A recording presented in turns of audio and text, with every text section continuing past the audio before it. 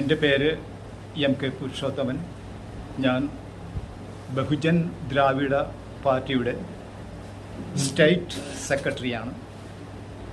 എന്തുകൊണ്ടാണ് നമ്മൾ ബഹുജൻ ദ്രാവിഡ പാർട്ടി കെട്ടിപ്പടുക്കുന്നത്?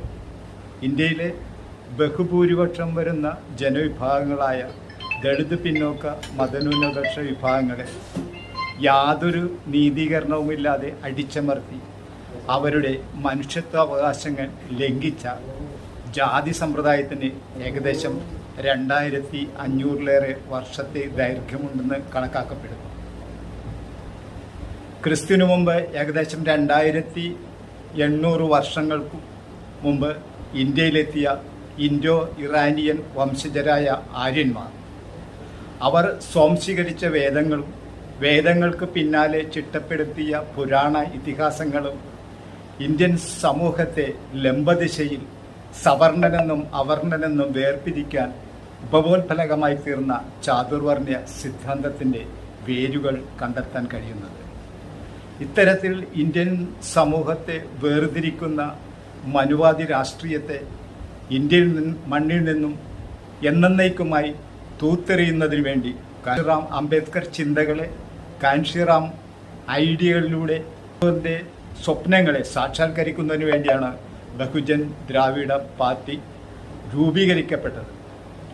ഇതിൻ്റെ യഥാർത്ഥ ലക്ഷ്യമെന്ന് വെച്ചാൽ പിന്നോക്ക വിഭാഗങ്ങളുടെ മോചനത്തിനും അവരുടെ ലക്ഷ്യങ്ങൾ നിറവേറ്റിനും ഉന്നത വിദ്യാഭ്യാസം, തൊഴിൽ, ഭൂമി മുതലായവ ഈ വിഭാഗങ്ങൾക്ക് ലഭിക്കുന്നതിനു വേണ്ടിയുള്ള പ്രവർത്തനങ്ങൾക്ക് തുടക്കം കുറിക്കുന്നതിന് വേണ്ടിയാണ് ബഹുജൻ ദ്രാവിഡ പാർട്ടി പ്രവർത്തനം.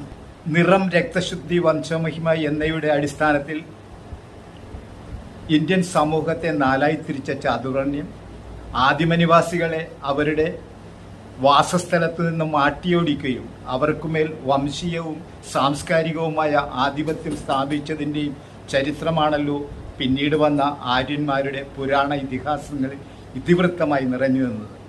ശിലായുഗ പരിഷ്കൃതിയുടെ കാലഘട്ടം മുതൽ ഇന്ത്യയിൽ അധിവസിച്ചിരുന്ന ആദിമനിവാസികളെ അസ്പർശർ, ചണ്ടാളർ, കാട്ടാളർ, ദസ്സുക്കൾ എന്നീ പേരുകൾ വിളിച്ച് ആക്ഷേപിച്ച ആര്യന്മാർ അവരെ അവരുടെ വാസസ്ഥലത്ത് നിന്നും ആട്ടിയോടിക്കുകയും അവർക്കുമേൽ ആധിപത്യം സ്ഥാപിക്കുകയും ചെയ്തതിൻ്റെ ചരിത്രമാണല്ലോ പിന്നീട് ആര്യന്മാർ അവരെ അസ്പർശരെന്നും ചണ്ടാളരെന്നും ദസ്സുക്കളെന്നും മുദ്രകുത്തപ്പെട്ട് ഇന്ത്യയുടെ സാംസ്കാരിക ചരിത്രത്തിൽ നിന്നും ആട്ടിയോടിക്കുന്ന ചരിത്രമാണ് ആര്യന്മാർ അവരുടെ വേദങ്ങളിലും പുരാണ ഇതിഹാസങ്ങളിലും ഇതിവൃത്തമായി നിറഞ്ഞു നിന്ന് അവർ ചെയ്തിരുന്നു.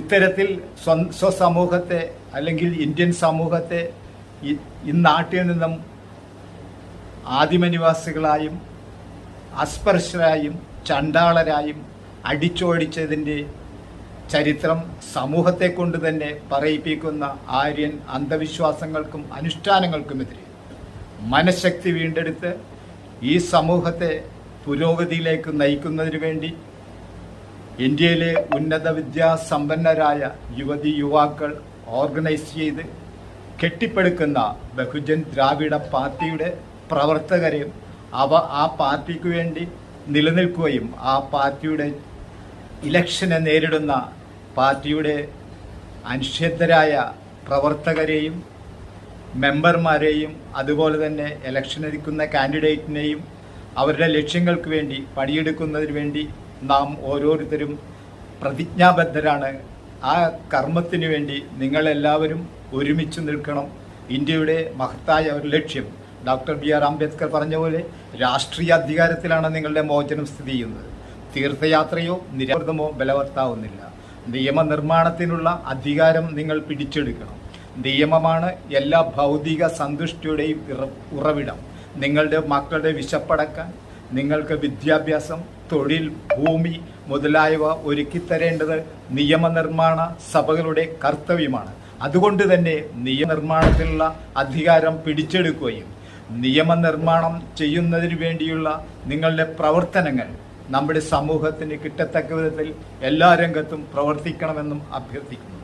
അതുകൊണ്ട് 2024 തെരഞ്ഞെടുപ്പിൽ ബഹുജൻ ദ്രാവിഡ പാർട്ടിയുടെ സ്ഥാനാർത്ഥിയായി നിൽക്കുന്ന എല്ലാ കാൻഡിഡേറ്റിനും വജ്രം ചിഹ്നത്തിൽ വോട്ട് രേഖപ്പെടുത്തി അവരെ വൻ ഭൂരിപക്ഷത്തോടെ വിജയിപ്പിക്കണമെന്ന് അഭ്യർത്ഥിച്ചുകൊണ്ട് നിർത്തുന്നു. ജയ് ഭീം, ജയ് കാൻഷീറാം, ജയ് അംബേദ്കർ, ജയ് ബഹുജൻ ദ്രാവിഡ പാർട്ടി. വിവേചനമില്ല, സ്വതന്ത്ര രാജ്യം. ബഹുജൻ ദ്രാവിഡ പാർട്ടി നയിക്കും സുന്ദര